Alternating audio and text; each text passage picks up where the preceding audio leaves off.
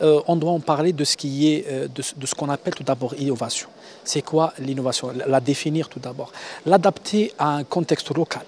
Pourquoi? Parce que ce qui peut être innovant pour nous, c'est qu'il doit remplir un besoin médical qui est déjà non satisfait ici, avec de nets progrès par rapport aux thérapeutiques existantes. Et en contrepartie, l'innovation est connue pour des prix de médicaments très chers. Comme on dit toujours, l'innovation n'a pas de prix, ou la santé n'a pas de prix, mais elle a un coût. En fait, nous, dans notre système de santé algérien, qui permet aussi bien la disponibilité et l'accessibilité pour tous les patients en matière de traitement, on doit concilier dans l'étape de la fixation des prix ou l'étape de la négociation avec les industriels, c'est-à-dire à l'enregistrement des produits pharmaceutiques, ce qu'on appelle une évaluation pharmaco-économique. Elle a pour but quoi?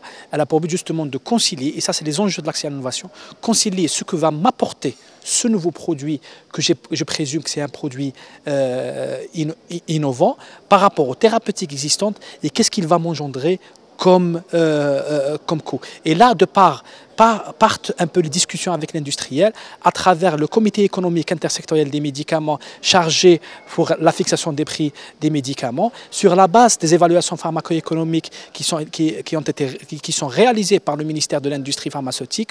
On envoie justement ce qui est déposé comme étude par les industriels, évalué bien sûr, comme on le dit, par le ministère de l'Industrie et de la Production pharmaceutique. L'évaluation, elle va nous répondre sur la question qu'est-ce qu'il va m'apporter ce médicament par rapport à ces comparateurs lorsqu'ils existent en Algérie. Le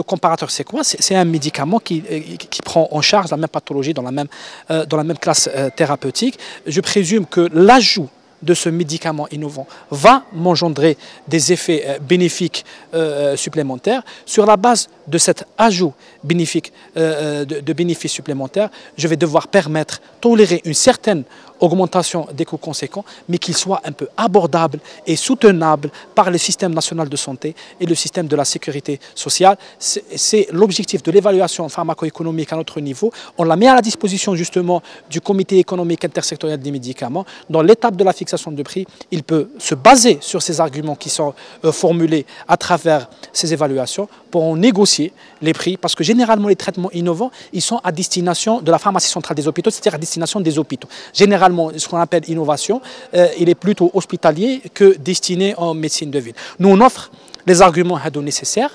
de négociation au comité économique, un peu de voir ces arguments et d'essayer de voir avec l'industriel une marge de négociation de prix qui peut être améliorée après par même les processus d'appel d'offres et de tender par la PCH, et on essaye par tous les moyens de ce médicament qu'on préjuge innovant, que les experts cliniciens ont évalué qu'il peut apporter un bénéfice net pour les patients, à obtenir une marge de négociation de prix soutenable par notre système national de santé. Voilà.